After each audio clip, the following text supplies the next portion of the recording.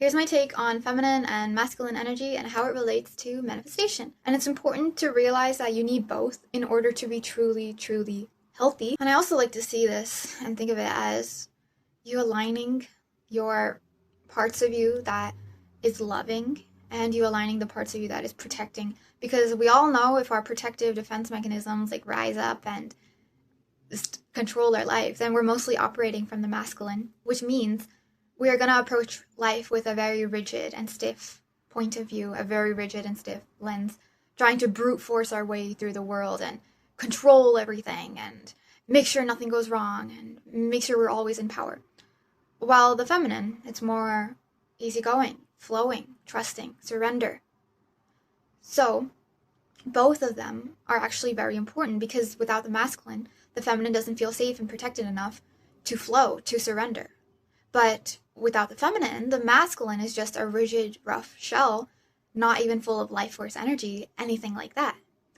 So when you harmonize both of these parts of you within you in a very healthy way, like you make sure you feel safe, you make sure you feel comforted, and also you make sure you feel loved and taken care of and cherished, and you're able to express yourself as you want and live authentically.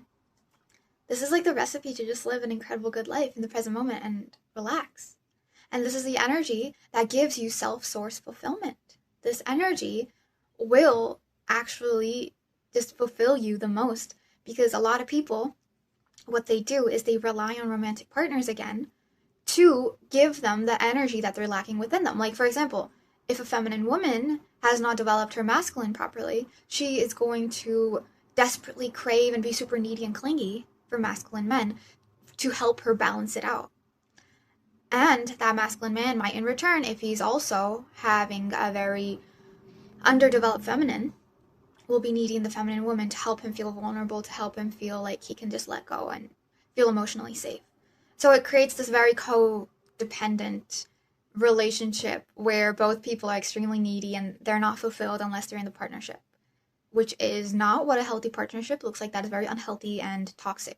But in the book Intimate Communion by David Deida, he talks about how the masculine and the feminine within different partners, when they both have developed these two sides, the yin and the yang, within themselves properly, then they are in harmony within themselves and they are not needy, they are detached, which then allows them to go into relationships and feel secure and feel happy and thrive however they want to and just relax and like be their authentic, expressive selves.